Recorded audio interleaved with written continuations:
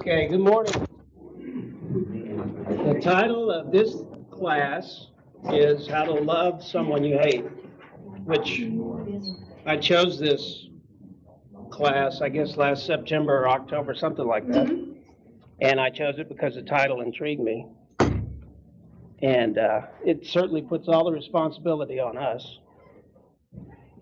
And I thought the next question was, how in the world am I going to approach this? And it took a couple of weeks and just kicking around through some sources in the Bible. And then I decided upon the overarching theme of this whole class and the class I'm going to teach in the fall, I think, on sin, is being an image bearer. So everything you hear from in a few minutes till the end of May, that's the umbrella, being an image bearer. Okay? The things we're going to look at over the next 13 weeks. I won't be here every week, but I think Dennis Hilby's going to help me out. If he's not able, then I'll get somebody else. Things like, well, today we're going to start with just who is the family of God. Because if you actually hate someone, you need to find out who it is that you hate. Okay? We're going to look at the State of the Union, what's going on in the American church next week, some of the European church. Then we're going to look at what exactly is an image bearer. We're going to talk about judging. We're going to talk about doctrinal disagreements, how to handle those. We're going to talk about the local church is my politics. We're going to talk about, do you really want to make America Christian again, and what does that mean? We're going to talk about life after the death of humanity. And we're going to talk about power or powerless. This will all come apparent later on. Lifestyle for aliens. These are just a few of the things, subjects that'll be popping up here and there. But, and lots of different references.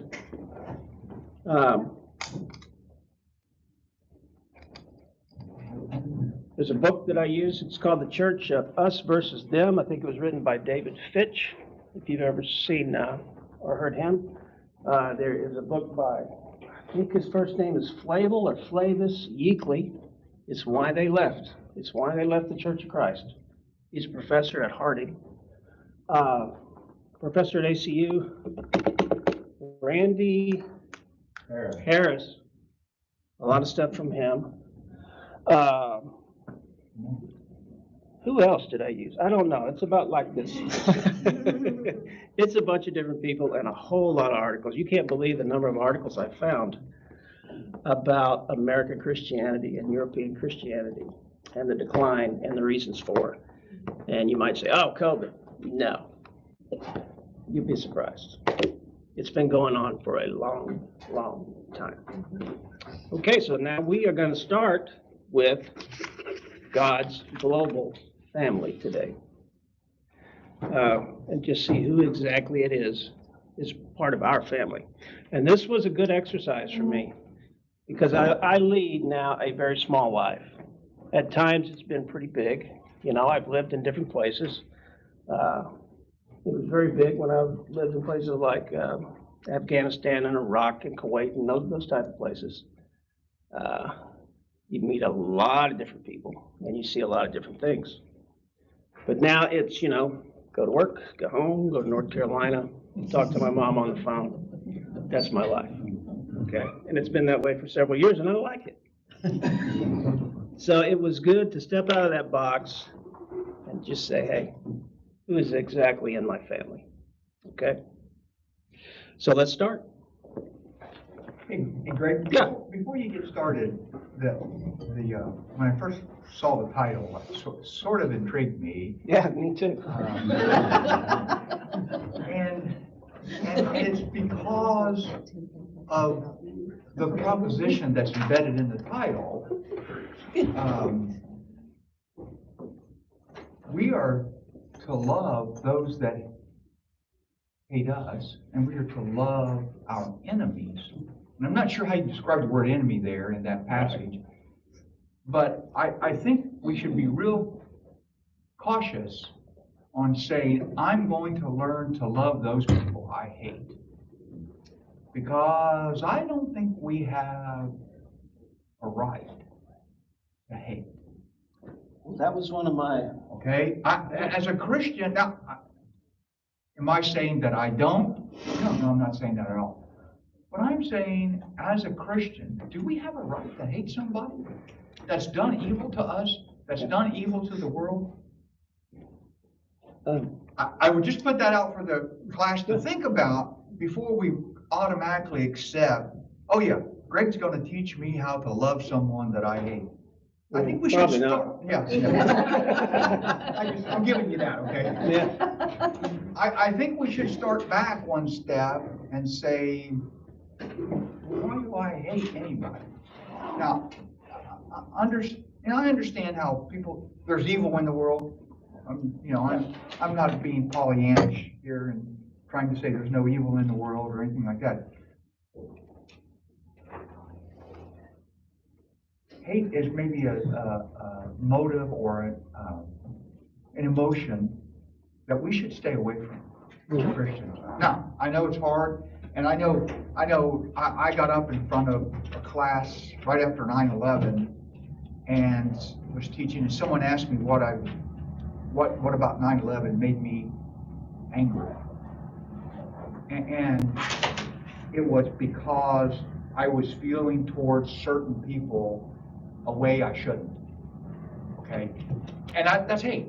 Okay? That for what had happened. It was very raw, very, very recent since it had happened when I made that statement. But I think we should think about it. And that's all I would just say for this class. And listening to your titles there, I think I know what you're doing. And you're not advocating that we hate anybody. But I think we should think about that just so we just put that out there that says, geez, that's well, a across, good thing to start with. across the country, I guess, across I just got kicked. That means I'm talking too much. across Christian America and Europe, I guess, there's been a lot of infighting recently, and there probably has all along, but it just seems to be more vocal, I guess is the word. And, I wanted to stay away from, and I don't know if anybody hates anybody over the recent things. I think that's a pretty strong word. You can disagree, and that's great, fine, whatever. But so I wanted to get through those weeds and get to something that really mattered. Yeah. You forgot. This sort of falls in the same category for me as forgiveness. People might say, well, I don't hate the person, but I cannot forgive them for what they did. Yeah. Well, can't forgive someone you won't be forgiven. And so how do you deal with that? It's like a change in paradigm, change in the way of thinking, renewed by the transformation of your mind, change the way you think. Right. And so it sort of fits in that same category, I think, to me, as the forgiveness issue that a lot of people have a problem with. Thanks. Okay, God's global family.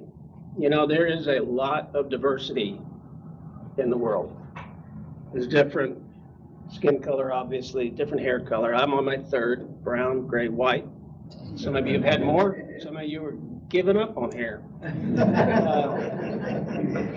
Different languages, different way of expressing meanings, verbalizing meanings. Depending on where you grew up, you were taught different values. You were told different stories. And you face different challenges.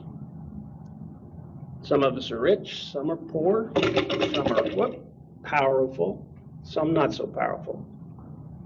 So across the human race, there is a lot of diversity. But somehow, the story of Jesus from page 1 to the end, that's what the Bible is about, somehow is able to speak to every one of these individuals. Now, opinion question. How do you think it can do that? I mean, sometimes I get the feeling people in the American South think it's just for them. but it can reach a little shepherd boy in Afghanistan. How do you think that can happen? Thoughts? Yes? Well, in a couple places it says, God it's like a living word. It's powerful, sharper than a two-edged sword. It's piercing. I think there's something about the Bible and about Jesus Christ that transcends time, race, country, ethnicity, whatever, Yeah. and has. Because if you look at religions that our culture bucks against the most, it would be that of Jesus Christ. So there's something so powerful about the Bible and about Jesus Christ. It kind of makes people afraid in a way. They shun it. They want to get away from it. They want to take it out of schools. They want to take it, you know what I mean? They want to get rid of it. And I think it's just that powerful. It speaks to people. Very powerful. It speaks to people. Any other thoughts? One maker. One maker. Jeffrey? I think maybe it even goes back to creation. We're created in God's image. There's an inherent desire for this relationship with our Creator. However, evil comes in and distorts that, and it is up to us. That isn't a way to say it, but it is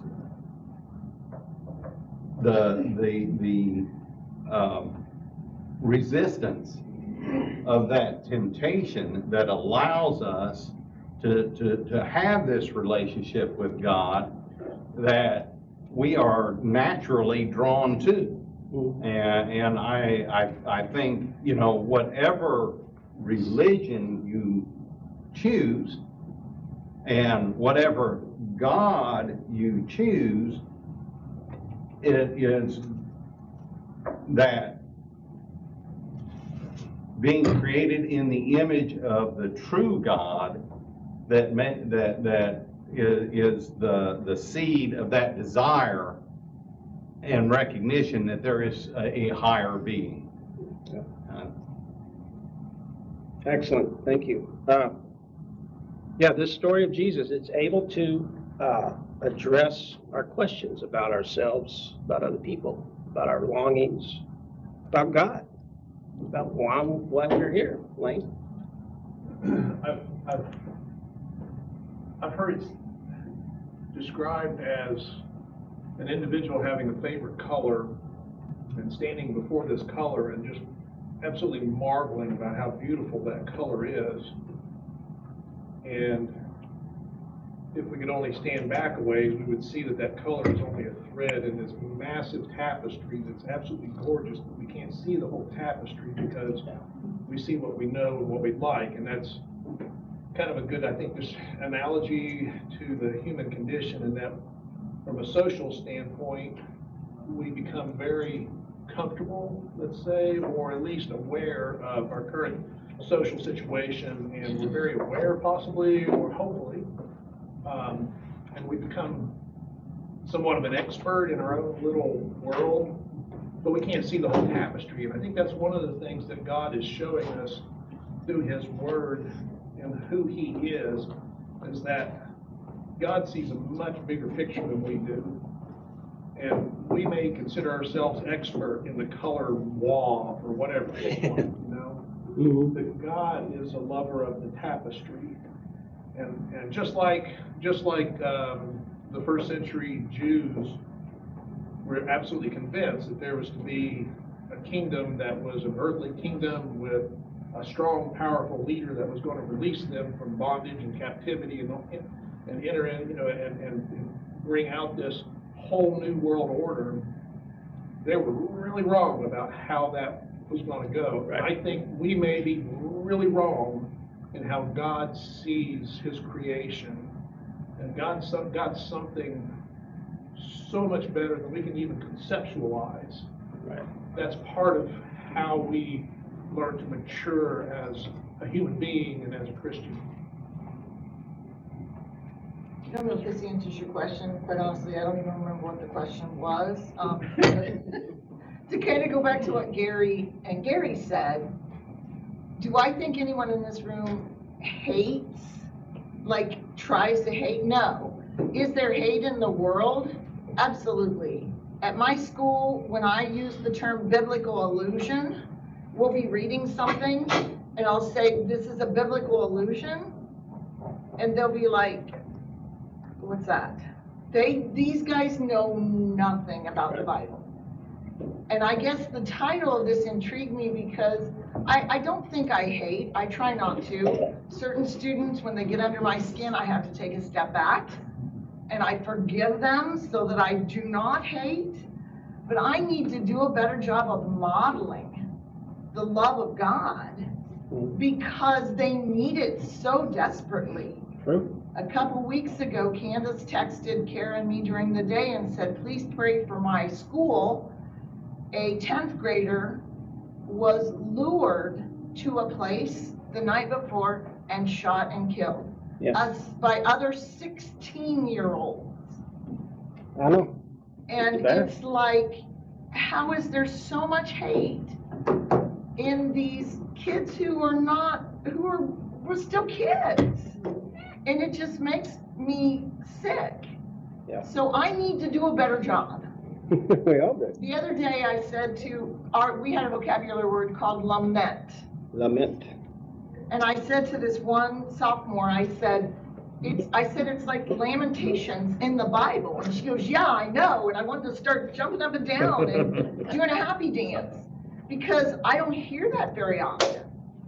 And I just think that I need to do a better job of not ever hating and letting the kids know that and modeling how the reason is because God loves me and I need to love all the time. Thank you. I think, hopefully you're gonna go through this, but like there's different types of love. The agape love, there's different types of hate. I may hate eggs or something. Birds. Yeah, I hate birds. But there's different types of hate and there's the forgiveness that goes with those different types of hate. Do I need to be forgived because I hate birds? Probably not.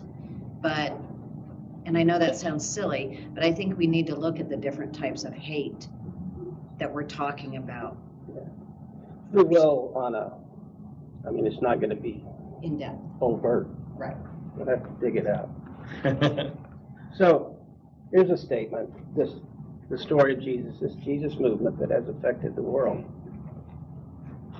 True or false? Do you think that this Jesus movement is the most culturally, the most ethnically diverse people movement in the history of the world? Is that a fair statement? Think so? And it's no accident that the biblical story is designed this way. It's designed this way to show us that we are all one big family. Now, if you go all the way back to the first, second pages of the Bible, the seed for this is planted. Okay? It is in Genesis 1, I think it's 26 and 27, it talks about the image of God, how humanity is created in the image of God, both male and female. All right? And in our differences as male and female, that's when we express who God is. And the seed is planted on the first page, and it goes all the way to the end. And in between, you learn that to complete your human identity, just who are you, it consists then with connecting and understanding and appreciating the humanity and the differences of all the other people in your family and out of your family. talking about the last story in the Bible, or the book of Revelation. That's where humanity comes together in a climax, right? You've read it. This is a theme or a formula rather, in the book of Revelation. It's repeated several times. Every nation, people, tongue, and tribe. You've heard this, right? Okay. They come together not to erase their diversity, but to bring their own unique gifts. And so the only way forward then for humanity and what God has been doing is to unify these diverse nations, okay, into one humanity. The many become one. Goal of the story, not to erase or marginalize anyone, any cultural difference, but in a way that honors and resurrects, glorifies what is unique about every person. So again, the people of God in terms of demographics and numbers, it's the most ethnically diverse religious movement in the history of the world. Fair statement? That's pretty cool. Now, let's, has anybody been to the Middle East? Taking a trip to the Holy Land? You might know these places. This is just a way to highlight this diverse nature of our family. There's a place on the Mount of Olives. It's a church that's been there since the 3rd or 4th century. It's called the Church of the Pater Noster, which means our Father. In one area of the church, there are plaques, and there's 100 of them, and each plaque has the Lord's Prayer on it. But each plaque, Lord's Prayer, is in a different language. Have you been there? Oh, I haven't been there either. So you could go there, what I've been reading, and you can be next to a Korean brother or sister, and they can be reading the Lord's Prayer in their language. And you have Italian, and then you have whatever Ethiopians speak. Scottish people, who knows what they speak. You get the gist, right? To have this prayer in so many languages creates a commonality, a bond with people all across the world. Another church in Nazareth, it's called the Church of the Annunciation. Have you heard of this one? The Annunciation with Mary and Jesus. And in it, there are several mosaics. And these mosaics depict Mary and Christ as a baby. And each one is depicted in the art style and cultural things of that country. So when I was Googling it, looked it up, and one from Thailand, it looks like the Buddha thing and all that kind of stuff. And this is how they see Christ. The one from Korea, Christ has a little hat on, like you would see in the rice paddies or something. And on and on. Now, for us, our default setting, Christ looks like Barry Gibb from the Bee Gees in the 70s, right? That's who he is. And so we grow up thinking, oh, that's what Jesus looked like. But then you have a little kiddo in Korea who grew up thinking, this is what Christ looks like. Which I think now we know Christ looked like something. And it was probably the mosaics you would see if you saw them from Israel, Lebanon, Syria, etc. That's probably a lot closer to real life. Ethiopia, maybe, I don't know. But what do you think about that? Our image in our head of who Christ is, blonde hair, blue eyes, long flowing hair, and a big, great beard. Falsetto. Yeah. Do you think that's good for each culture to have their vision of what Christ looks like? I'm gonna tell you, I think it is. What do y'all think? Gives them someone that they can identify with, you know, who is like me, and, you know, the image leads to say, this person has similar characteristics to me, yet was perfect. And it goes back to that first question about how in the world can this story of Jesus reach across the world.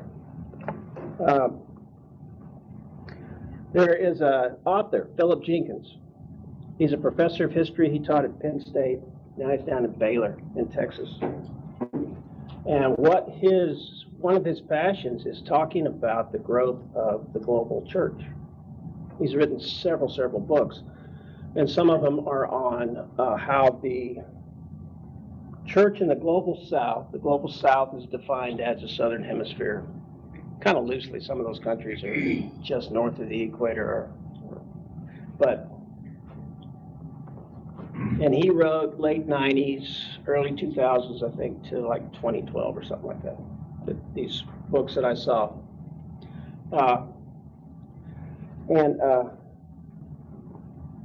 Basically he writes about how the global south is eclipsing the churches in America and Western Europe. Let's see, I've got some quotes from him I typed down. This is from some of his book. This was in 2006, and there's an article later, if we have time, that I'll highlight, which was from 2022, which basically says, you're right on, brother. Okay, in the world today, there are approximately 2 billion Christians. Of those, the largest continent, 530 million, live in Europe. Close behind, Latin America, 510 million, Africa, 390 million, Asia, 300 million. However, if we project that film forward into the future, the numbers change quite rapidly. By 2025, just up the road, the title for the most Christian continent, the continent with the largest number of Christians, Christian being defined as someone who identifies with Christ. So the continent with the largest number of Christians will be in competition between Africa and Latin America.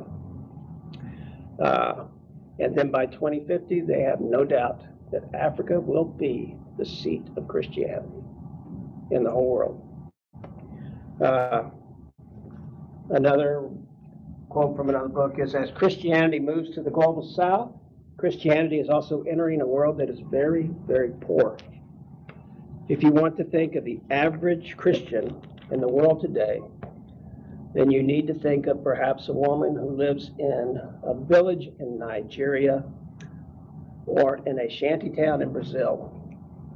And they're probably somebody who, by our standards, are inconceivably poor. And this is where the church is booming. It's decreasing here and in Europe, but other places it's booming. And we'll look at that next week a little bit.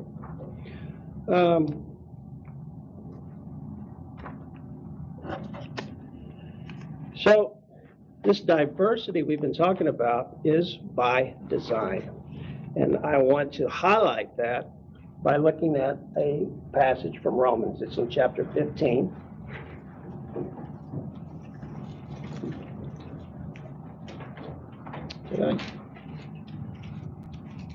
Okay, yeah, I typed it out good.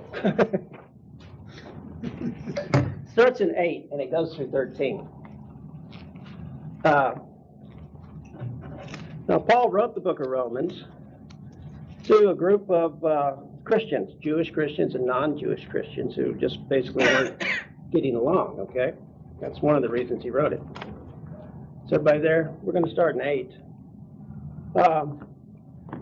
Romans 15, verse 8 and following.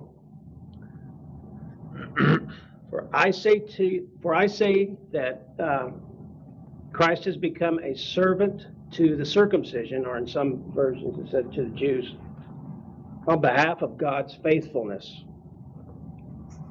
in order to confirm the promises given to the fathers, and so that the nations would glorify God for his mercy. As it is written, therefore, I will give praise to you among the Gentiles, and I will sing to your name. Again, he says, rejoice, O Gentiles, with his people. And again, praise the Lord, all you Gentiles, and let all the peoples praise him. There shall come the root of Jesse, and he who arises to rule over the Gentiles, in him shall the Gentiles hope. Now may God fill you with all in believing, so that you will abound in hope by the power of God's Spirit. What do you notice about that? Part of the mission of Christ, what was his focus? Israel, right? Confirm the promises to the fathers, to Abraham, Isaac, Jacob, the Jews. So his focus was Israel. But that focus of Israel is how all the other nations are brought in. Okay? And Paul supports this idea with 4 different quotes, all from the Old Testament.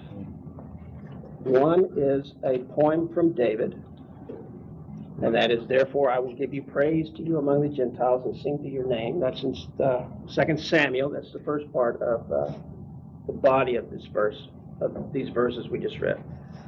Another quote from the Old Testament, rejoice, O Gentiles, with his people. That's from the Torah in Deuteronomy. And then praise the Lord, all you Gentiles, and let all the peoples praise him. That is from Psalms 117. And then Isaiah gets in on the action. He says, there shall come the root of Jesse, and he who arises to rule over the Gentiles, in him shall the Gentiles hope. So Paul is really speaking to these Jewish Christians who are having problems with non-Jewish Christians. Okay? It's an ethnically diverse church, and also broken up along socioeconomic lines. And Paul's coming in and saying, the Messiah came to fulfill the promises to your fathers, but he also came to bring it to the whole world. This is what your fathers and your prophets and King David said to you. So he who has ears, let him hear, type thing, right? Diversity.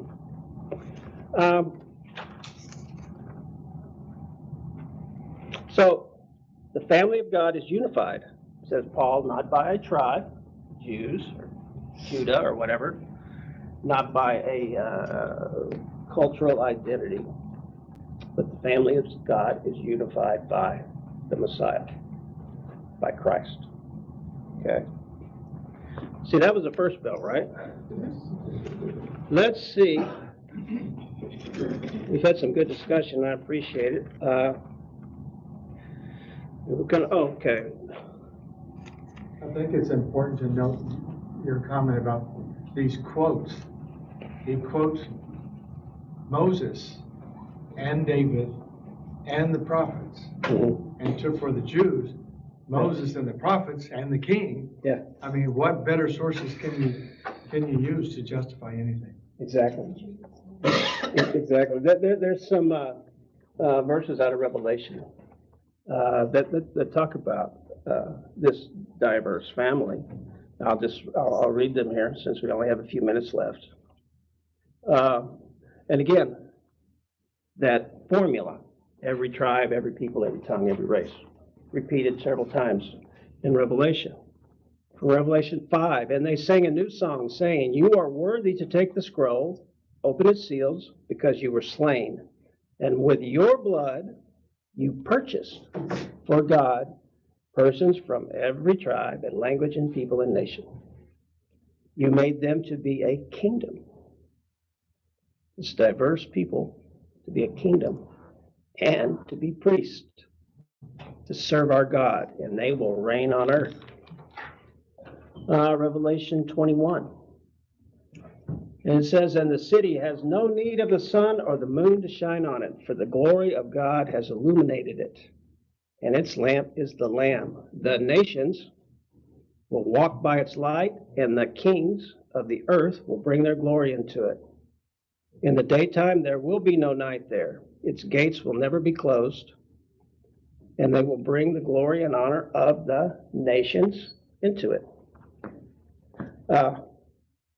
Again, our humanity cannot be understood without appreciating, understanding, and being connected to identify with the rest of our family across the world. And what does that?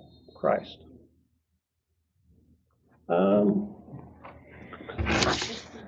This is an article from Kentucky Today. And it is written by, yeah, starts with y'all. The Center for the Study of Global Christianity at Gordon Conwell Theological Seminary. Here's the highlights. And this is 2022.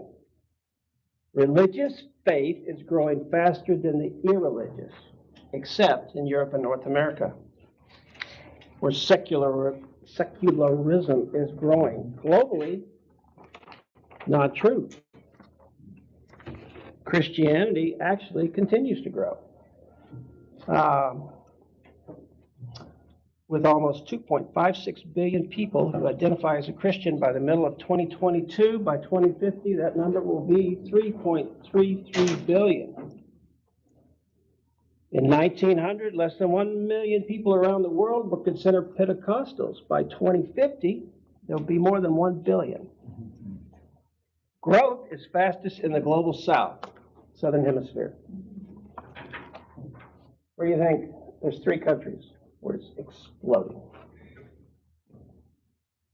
What do you think? Just give me 3 countries. India, Brazil, India, No, Nicaragua. no. Nigeria. Kenya, Uganda, Nigeria is up there, and China.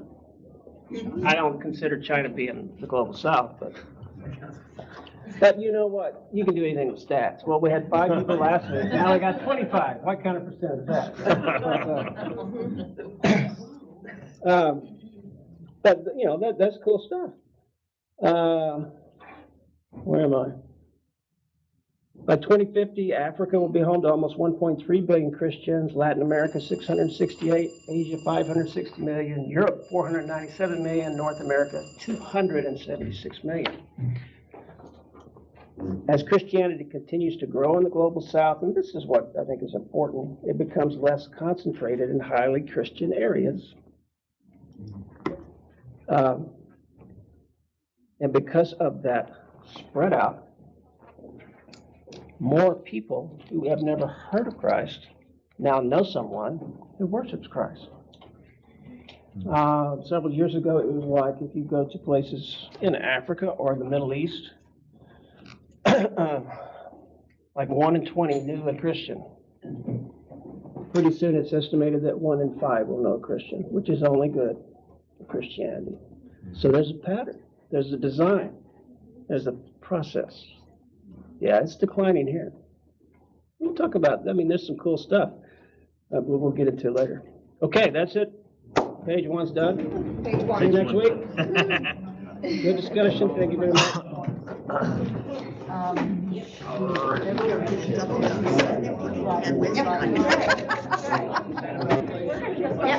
Yeah, are you? It's not looking tired here.